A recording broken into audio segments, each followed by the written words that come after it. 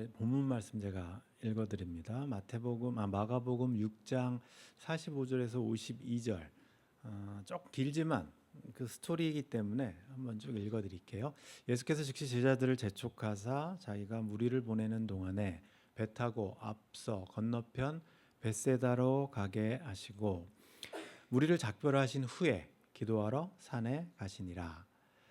저물매 배는 바다 가운데 있고 예수께서는 홀로 무태 계시다가 바람이 거스름으로 제자들이 힘겹게 노젓는 것을 보시고 밤 사경쯤에 바다 위로 걸어서 그들에게 오사 지나가려고 하심에 제자들이 그가 바다 위로 걸어오심을 보고 유령인가 하여 소리 지르니 그들이 다 예수를 보고 놀람이라. 이에 예수께서 곧 그들에게 말씀하여 이르시되 안심하라 내니 두려워하지 말라 하시고 배에 올라 그들에게 가시니 바람이 그치는지라. 제자들이 마음에 심히 놀라니 이는 그들이 그 떡 떼시던 일을 깨닫지 못하고 도리어 그 마음이 둔하여졌음이러라. 아멘. 잘 아시는 본문인데 내가 얼마 전에 이제 여러분들한테 이 그림을 보여드렸어요. 갈릴리 바다의 폭풍이라고 렘브란트 그림을 보여드렸는데 I showed that picture painting a couple of weeks ago from Rembrandt, who is Dutch, very famous Christian painter. 제가 이거를 이제 그 트랜슬레이트 하기 때문에 미리 본문을 이렇게 설교문을 보내줬는데 거기다 언급 안 한 걸 AI가 이렇게 캐치를 했더라고요. I just sent that without any comment about this painting. But this painting displayed in the Boston Isabella Museum somewhere, 1990. 13 paintings were stolen. This painting is one of them. So still, we could not find yet. So we only just see through the photos. 제가 이거를 그 설교문에도 안 썼는데 AI가 캐치를 해가지고 그걸 딱 넣어놨더라고요. 그래서 우리 영어권들 아마 읽으면서 이런 것도 있었네. So when you remember that one, there's a storm, big storm. Inside there is Jesus, and around them many people. In the back side there is some discussing together, and some of them struggle to rowing, some of them. But as I mentioned earlier, in that painting, there are, except Jesus, 13 people, not 12. As we know, the Jesus disciples only 12, but in the painting, there are 13.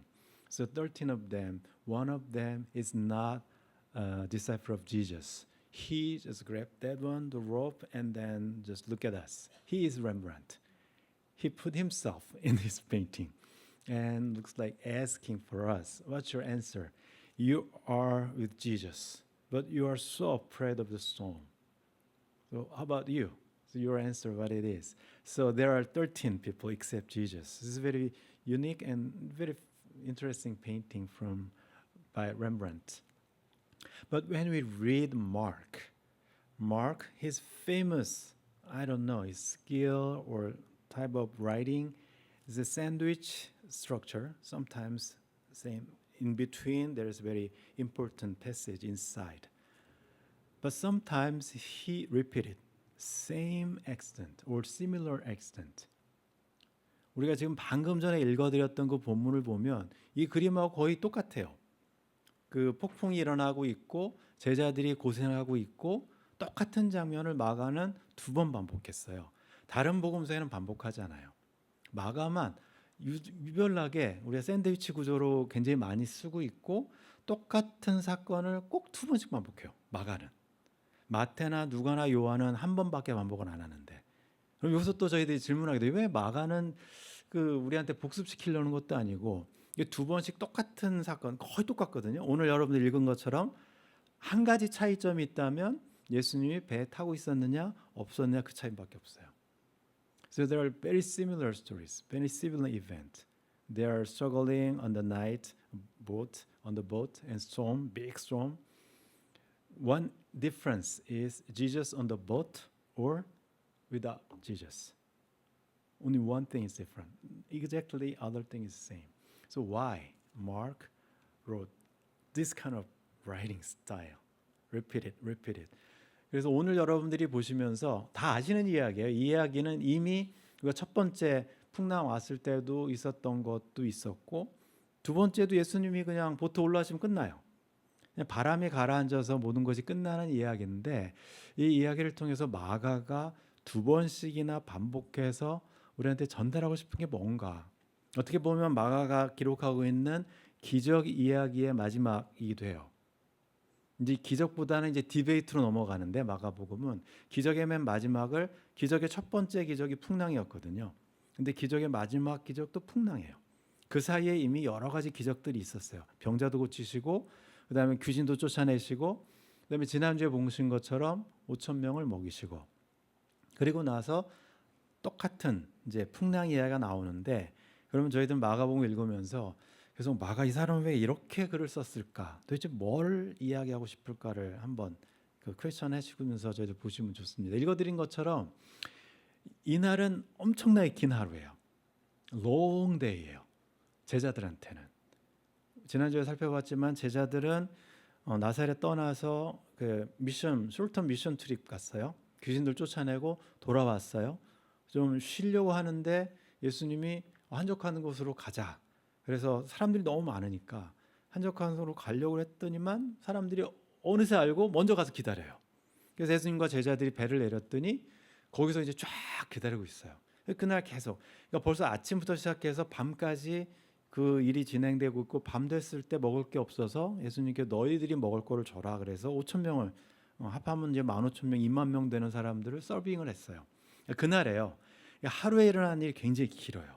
아침부터 시작하면 밤까지 이제 녹초가 됐는데, 즉시 이 식사 끝나자마자 예수님이 제자들을 보내세요. 다른 곳으로.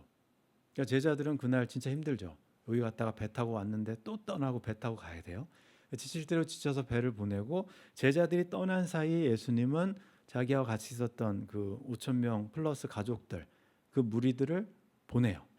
우리가 지난주에 살펴본 것처럼 예수님을 왕으로 삼으려는 다른 마음을 갖고 있었던 사람들이기 때문에 오해하죠. 오병이어 기적을 이해를 못하니까 그 사람들은 다른 데로 보내고 제자들만 먼저 보냈어요. 이게 이제 오늘 이야기의 시작점이거든요. 그러니까 즉시 제자들을 보내셨다 예수님께서. 그러니까 제자들 쉬지도 못하고 이제 배 타고, 밤에 배 타면 잔잔하니까 이제 쉬고 예수님하고 만나는 장소로 가면 되고, 예수님은 뭐 육지로도 오실 수 있고 다른 배 타고 오실 수도 있고, 제자들은 갔어요. 근데 그 다음 구절을 보면 어떻게 되어 있냐면, 작별하신 다음에 예수님은 혼자 배 타고 쫓아가시는 것이 아니라 기도하러 가세요. 마가복음에 예수님이 기도하시는 장면이 딱 3번 나와요. 첫 번째 기도는 마가복음 1장 35절, 그 가버나움 회당에서 귀신 쫓아내고 베드로 장모님 고쳐주고 많은 사람은 고쳐준 그 다음날 새벽에 예수님이 사라지셨죠. 기도하러. 한적한 새벽 미명에 기도하러 가셨다. 첫 번째. 세 번째 기도는 겟세마네 기도예요. 십자가 달리기 전에. 그때 겟세마네에서 기도한 장면이 세 번째. 오늘이 두 번째예요. 3번밖에 없어요. 마가복음이 기록하는 예수님의 기도 장면은 딱 3번밖에 없어요.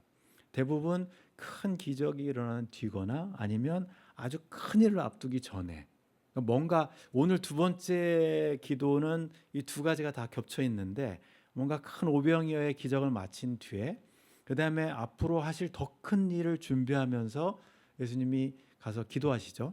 혼자 기도하러 산으로 가셨어요. 이제 언덕이겠죠. 기도하러 가셔서, 그런 기도하시다가 눈 감고 기도하시는지 뭐 눈 뜨고 기도하시는지는 모르지만, 제자들은 예수님을 기억할 때마다 그냥 기도하시는 예수님으로 기억하는 것 같아요. 자기들하고 떠나 있으면 혼자 쉬시는 게 아니라 기도하신다. 근데 그 다음 구절 보면 이 제자들은 이제 바다 가운데 있고 예수님은 혼자 무태 계시는 순간, 예수님이 무슨 기도를 하셨는지는 기록이 없기 때문에 저희들은 몰라요. 예수님이 혼자 기도하고 계셨어요. 뭔가를 기도하고 했을 텐데, 기도하시면서 보신 장면이 있어요. 뭘 보셨냐면, 그 다음 구절 우리가 읽었던 것처럼 제자들이 그냥 바람 때문에, 바람이 거스르기 때문에 자기들이 이쪽으로 하고 싶은데 바람이 반대 방향으로 오기 때문에 엄청 고생하고 있어요. 우리가 아는 것처럼 제자들은 프로페셔널 피셔맨이에요. 그 사람들은 생업이 고기 잡는 사람이에요. 첫 번째 폭풍을 이야기할 때 제가 말씀드린 것처럼, 낮에는 고기도 없지만 낮에는 뜨거운 헐몬산에서 뜨거운 차가운 바람이 오는 바람에 그 돌풍이 일기 때문에 주로 밤에 이동하거나 밤에 고기잡이를 해요. 전문 어부들한테는 이게 너무나 익숙한 환경인데, 근데 첫 번째처럼 두 번째도 똑같이 바람 때문에 이 전문 어부들, 베드로, 안드레, 야고보, 요한, 적어도 4명은 전문 어부거든요. 죄송합니다. 이 사람들이 가지를 못해요. 앞으로 가지를 못하는 장면을 뭐라고 써 있냐면 성경책에 보식이라고 돼 있어요. 저도 마가복음을 많이 읽었지만 이번에 읽는데 예수님이 기도하시는 게 아니라 기도하시다가 제자들을 쳐다보고 계셨네. 저희들은 항상, 그러니까 제자들은 그랬을 거 아니에요. 지난번엔 예수님이 계셨기 때문에 배 안에 고생할 때 같이 있으니까 그나마 위안이 되는데, 지금 예수님이 없어요. 배 안에 없어. 큰 차이점이라고 그랬죠. 제자들은 우리만 고생하고 있네, 뭐 그럴 수도 있어요. 우리가 신앙생활하면서 가끔은 고생하고 있고 막 혼자 힘겹게 이어나가는 것 같고 혼자 힘겹게 싸우는 것 같은데, 본문은 뭐라고 이야기하냐면 예수님이 그거를 보고 계시대요. 우리만 모를 뿐이죠. 예수님이 멀리서 우리가 고생하고 힘들게 애쓰고 있는 걸 보고 계시다라고 기록하고 있어요. 산에서 기도하시면서 이제 제자들이 애쓰는 거를 보고 계시죠. 제자들은 모르지만. 그래서 예수님께서 그걸 보시면서, 우리가 그 다음 구절을 보면 밤 사경이니까 새벽 3시에서 6시 사이야. 깜깜할 때. 그때쯤에 바다 위로 걸어서, 이게 굉장히 유명한 사건이죠. 다른 복음서에 다 기록되어 있는 예수님께서 바다 위로 이렇게 쫙 오시는 모습이에요. 제자들이 볼 때는 자기들 막 고생하고 있는데 뒤에서 뭐 하나 와요. 배인가? 쟤도 바람 타고 막 오는데 자세히 보니까 배는 아닌 것 같아요. 사람이 오는데 이게, 그러면 여러분들이 만약에 그날 거기에 있었어도 아마 똑같은 생각을 했어요. 깜짝 놀라고 이게 뭐지? 근데 더 기가 막힌 기록은 마가가 이 사건을 기록하면서 뭐라고 기록했냐면, 그냥 우리나라 말을 읽으면, 번역을 읽으면 참 말이 되나 싶은데, 그들에게 오사 지나가려고 하신다. 영어로 passing by라고 써 있어요.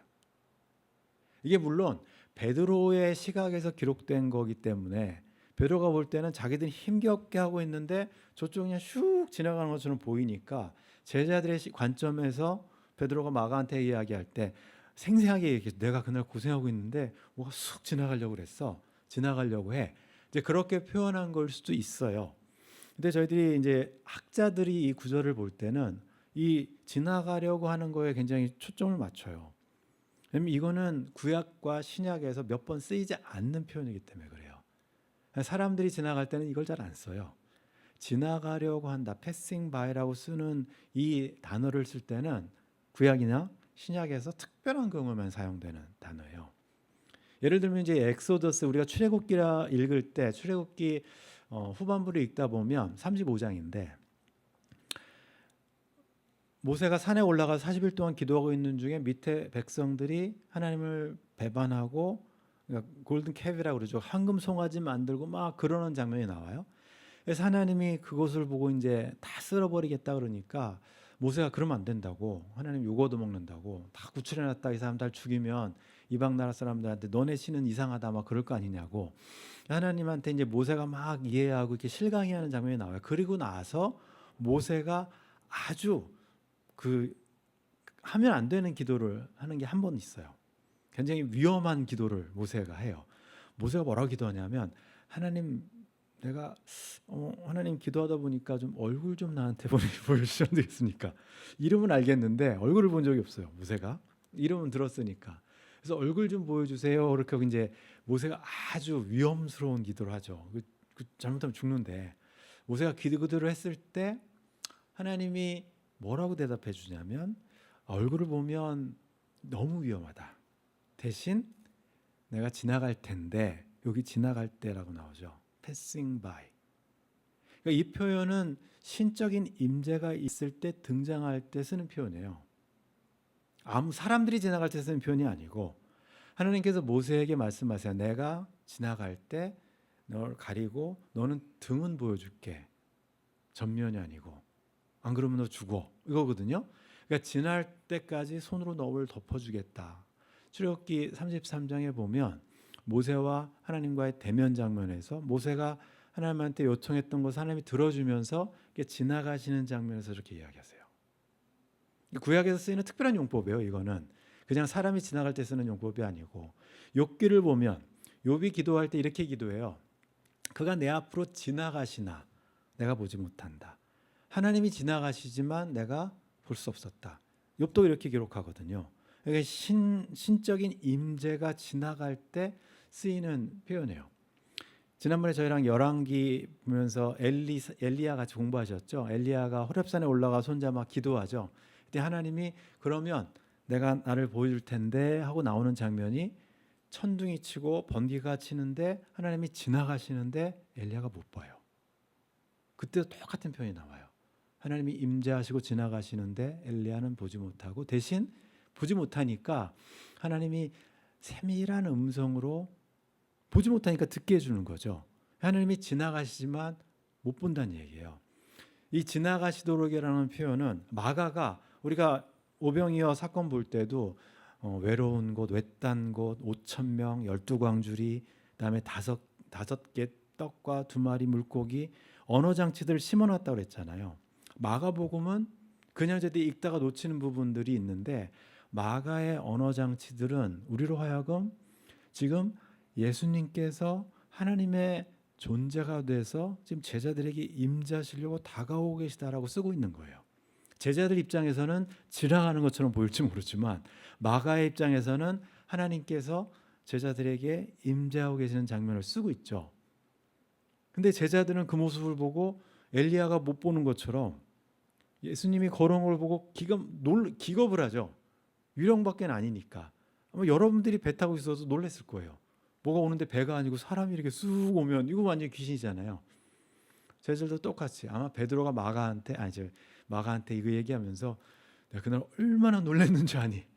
유령인 줄 알았어. 막 그러면서 마가한테 아마 베드로가 자기가 경험했던 그 사건을 알려줬을 거예요. 소리를 막 지르죠. 크라이라고 했죠. 아까 다윗이 하나님한테 살려달라고 소리 지르는 거예요. 예수님한테. 예수님이 가까이 왔는데 예수님한테 지금 막 소리 질러요. 예수님 아니 다른 쪽을 향해서 살려달라고. 살려주러 하나님이 오는데. 저도 이 말씀을 보면서 마가복음 이제 뒤에 보면 예수님께서 다 놀라죠. 예수님이라고 생각은 안 했을 거예요. 사람이 물 위를 걸어서 온다? 한 번도 생각해 보지 못한 기적. 예수께서 그들에게 말씀하시는데 안심하라. 내니 두려워하지 말라. 요게 또 다른 언어 장치가 들어가 있어요.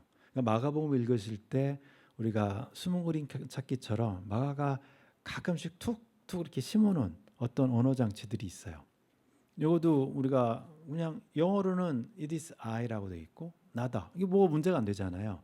우리한테는 아무런 문제가 안 되지만 유대인들한테는 엄청나게 문제가 되는 단어죠. 이게. 출애굽기 3장 14절에 보면 아까 말씀드린 것처럼 모세가 하나님을 처음 대면할 때 사명을 받아요. 너가 가서 내 백성을 구해와라. 근데 모세가 하나님한테 얼굴 보여달라는 그때까지는 안 하고 그때는 모르니까 그래도 이름은 알려줘야지 내가 가서 누가 불러놨는지 알려줄 거 아닙니까? 했더니 하나님이 모세한테 그러면 내 이름을 이게 심히 놀라는지라고 되어 있는데 이제 제자들이 심히 놀란 이유예요. 뭐라고 얘기하냐면 하나님이 모세한테 나는 스스로 있는 자라고 하나님께서 자기의 이름을 이야기를 하시죠. 영어로는 I am who I am. 이거를 히브리 말로 바꾸면 몰라요. 저희는 어떻게 발음해야 되는지 몰라요. 그냥 신명 사문자라고 그래서 이렇게 4개가 들어가 있어요. 문자, 그러니까 자음 4개가 있는데 거기다가 유대인들은 그거를 발음하지를 못해요. 십계명에 보면 내 이름을 망령되이 부르지 말라라는 계명 때문에 하나님 이름 4글자가 이렇게 나오면 히브리 말은 이렇게 거꾸로 있거든요. 우리처럼 이렇게 있잖아요. 이렇게 돼 있어요. 이 글자 4글자가 나오면 이 사람들이 그 글자가 나올 때마다 아도나이라고 바꿔서 읽어요. 4개니까 아도나이. 아도나이는 주님이라는 뜻이에요. 그래서 그거를 읽지를 못해요. 요즘에는 이제 독일에서 아주 굉장히 위대한 게 아니라 용감한 신학자가 이 하나님의 이름 4자에다가 아도나이의 모음을 붙여서 발음하니까 야훼가 됐어요. 근데 실제는 몰라요. 우리가 어떤 발음인지. 그래서 야훼라고 그냥 읽어요. 아도나이의 모음과 이 신명 4문자를 합쳐버리면 야훼가 되거든요. 여호와 더 쉽게 얘기하면. 그래서 유대인들은 그 이름을 절대 발음하지 않아요. 하나님의 이름이기 때문에. 제자들이 심히 놀란 이유는 지금 예수님이 이렇게 걸어왔는데 대제사장도 감히 발음하지 못하는 그 이름을 예수님이 발음해요. 하나님의 이름을. 제자들이 엄청 놀라는 거죠. 그러니까 바람이 가라앉은 것보다 예수님 입에서 나온 그 말씀 때문에 더 놀랐어요. 아무나 할 수 있는 이야기가 아니고 하나님밖에는 말하지 못하는 그 이름을 예수님 입에서 툭 튀어나왔기 때문에 제자들이 그걸 듣고 심히 놀랐다고 돼 있죠. 그러면 제자들이 과연 예수님께서 이게 이제 언어 장치라고 말씀드렸고 마가는 알아요. 예수님이 어떤 분인지. 부활 이후에 AD 70년경에 이걸 썼기 때문에 마가는 예수님이 누군지 알기 때문에 이렇게 쓰지만 그 당시에 제자들은 모르잖아요. 그럼 예수님이 자기를 우리가 계시라 그러죠. 하나님이 자기를 사람들한테 보여준다고 그래서 사람들이 깨달아 알까요? 몰라요. 그냥 놀라기만 하죠. 두렵기만 해요.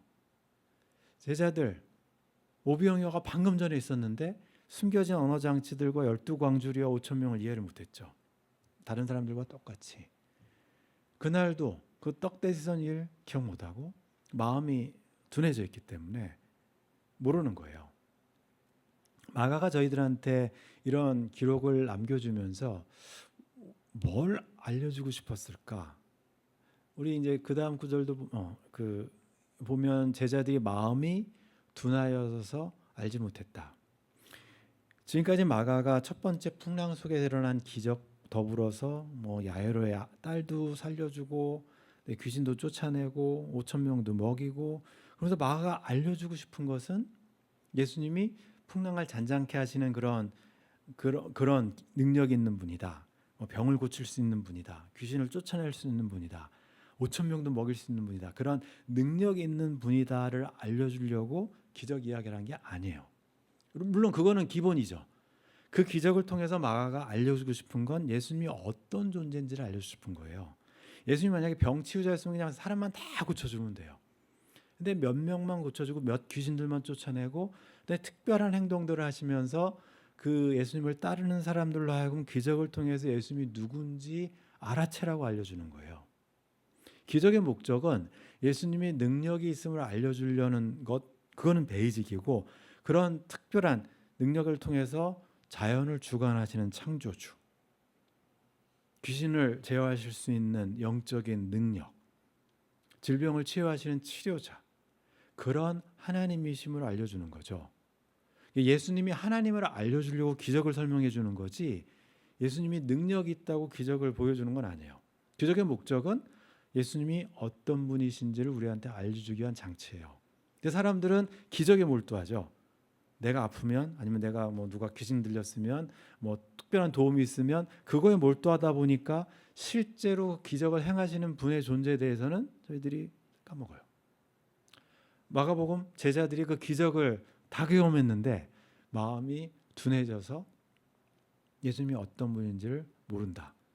아마 저희들도 똑같을 수 있어요. 마가복음 읽어가면서 계속 나도 이런 기적이 나한테 벌어졌으면 나한테도 이런 일이 일어났으면 그러고 있지 마가가 이거를 왜 썼는지 그 목적에 대해서는 저희들이 간과해요.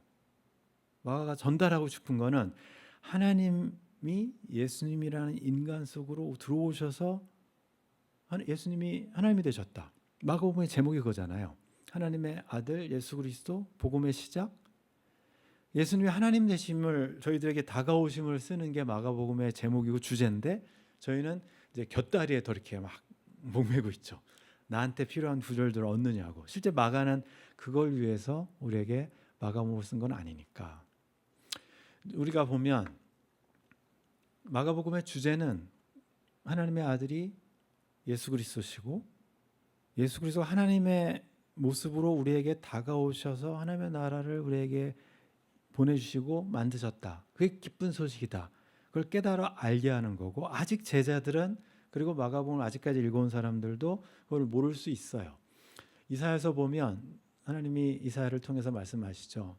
너희는 나의 증인, 나의 종으로 택함을 입었나니. 제자들처럼 택함을 입었고 하나님의 특별한 사람이 됐음에도 불구하고 아직 깨닫지 못했을 수가 있다. 하지만 이 기적을 통해서 알려주고 싶은 건 예수님이 제자들에게 내가 I am who I am 부르는 거 하나님이다. 예수님이 자기가 하나님 이름을 직접 이야기한 거니까 알려주려고 깨닫게 하라는 게 목적이라고 이야기해요. 세상의 어떤 기적보다도 이 말씀을 나누면서 항상 성경 공부할 때도 말씀드리는데, 여러분이 하나님이심을 만나게 된 게 최고 기적이에요. 그게 최고의 기적이에요. 여러분들 마음속에 성령께서 들어와 계시면 그게 최고의 기적이에요. 여러분들이 택함을 받아서 하나님을, 다른 사람은 도저히 못 믿는데, 다른 사람은 깨닫지 못하는데, 다른 사람은 모르는데 여러분이 하나님을 인정하게 됐다면 그게 최고의 기적이에요. 마가복음은 그걸 위해 쓰여졌으니까, 다른 게 아니라 여러분들이 하나님이 내 안에 들어와 계신다. 베드로가 심히 놀란 이유가 나중에 마가한테 그랬을 거 아니야. 이거 이야기하면서, 야, 나는 그때까지 예수님이 하나님인지 몰랐어. 근데 부활 후에 얘기하니까 우리가 따르던 우리 스승님 예수님이 하나님이었어. 근데 더 놀라운 건 뭔지 알아? 그 하나님이 나처럼 보잘것없는 어부를 제자로 불렀다는 사실이야. 그게 더 놀라운 거 아니에요? 예수님이 하나님 되셨는데 자기 제자를, 정말 이름 없는 저기 시골 가버나움 베세다 출신 베드로를 제자로 불렀어요. 택했어요. 그게 놀라운 기적이에요, 베드로한테는. 아마 마가한테 이야기하면서, 야, 나는 예수님 보고 더 놀라운 게 아니라 내가 제자 된 게 더 놀랍다, 그랬을 것 같아요. 이사야가 그렇게 이야기하잖아요. 하나님께서 우리를 택해 주셨어요. 그러면 아까 제가 본문 지나왔지만, 택해 주신 사람이라면 예수님이 지금 보트 안에 우리와 같이 타고 안 계실 수도 있어요. 어떤 때는 안 보이니까, 우리는 모르니까. 하지만 하나님이 여전히 보고 계세요. 거스려서 막 이기려고 고생하는 걸 보고 계세요. 그리고 다가오세요. 복음서에는 세 번째 폭풍의 기록은 없어요. 또 만났는지는 모르겠지만 만약에 또 만났다면 제자들은 어땠을까? 마음 편했을 거예요. 예수님이 계시나 안 계시나 똑같거든요. 하나님이 보고 계시고 환난을 이기게 해주시는 그런 하나님이라는 걸 믿기 때문에, 그렇기 때문에 그 다음에 제자들은 감옥에 가든 어디 가든 똑같아요. 여러 번 경험을 해서 깨닫는 거죠. 우리가 마가복음을 통해서 여러분들이 이제 기적 이야기를 마가가 마무리하면서 우리한테 기적을 보여준 그 목적은, 내가 하나님의 아들, 다시 표현하면 하나님의 아들이지만 하나님이 이 땅에 인간의 몸으로 와서 하나님 나라를 제자들을 통해서 시작하려고 왔다, 그걸 알려주는 거예요. 여러분들 이번 주에 레이크 타워 가서 보트 타시진 않을 텐데, 여러분들이 편하게 오병이어처럼 축복 속에서도 하나님은 임재하세요. 축복을 통해서, 기적을 통해서. 하지만 어떤 때는 풍랑이는 바다 속에서도 임재하세요. 일주일 동안 여러분들의 삶이 어떤 때는 블레싱이 넘치는 그런 아브라함과 같은 시작일 수도 있고, 어떤 때는 다윗처럼 계속 도망 다녀야 되는 환난의 연속일 수도 있어요. 하지만 기억할 건 보고 계실 거고, 그 다음에 다가오실 거고, 놀라지만 마세요. 나한테 이런 일이? 놀라지만 마세요. 하나님이 하시는 일은 우리가 생각하고 우리가 계획하고 우리가 생각하는 거랑 어떻게 알 수가 없기 때문에, 제자들 심히 놀란 것처럼 여러분들 한 주간 동안 하나님 나라에서 살면서 하나님께서 우리에게 다가오실 때 좀 이렇게 깨달을 수 있는 눈을 주십시오. 들을 수 있는 귀를 허락해 주셔서 평상시에도 계시는데 우리가 그게 그냥 싹 지나가지 않도록, 하나님께서 지나가실 때 여러분들이 하나님의 지나가심, 임재하심을 이렇게 딱 캐치할 수 있는 그런 한 주간 되시기 바랍니다. 기도하시겠습니다. 하나님 아버지, 저희들 마가의 기록을 통해서 하나님께서 보고 계시고 또 다가오시고, 저희는 모르지만 우리 주위에 항상 임재하고 계심을, 또 우리 마음속에 성령님으로 내주하고 있음을 저희들 깨닫게 됩니다. 축복 속에서, 어떤 때는 환난 속에서, 그 속에서 하나님의 임재를 저희들 온전히 체험하고 경험하게 도와주시고, 이번 주간에도 하나님이 지나가실 때 저희들 놓치지 않도록 하나님의 임재를 저희들 깨닫고 심히 놀람을 경험할 수 있는 한 주간 되게 해 주옵소서. 예수님의 이름으로 기도합니다. 아멘.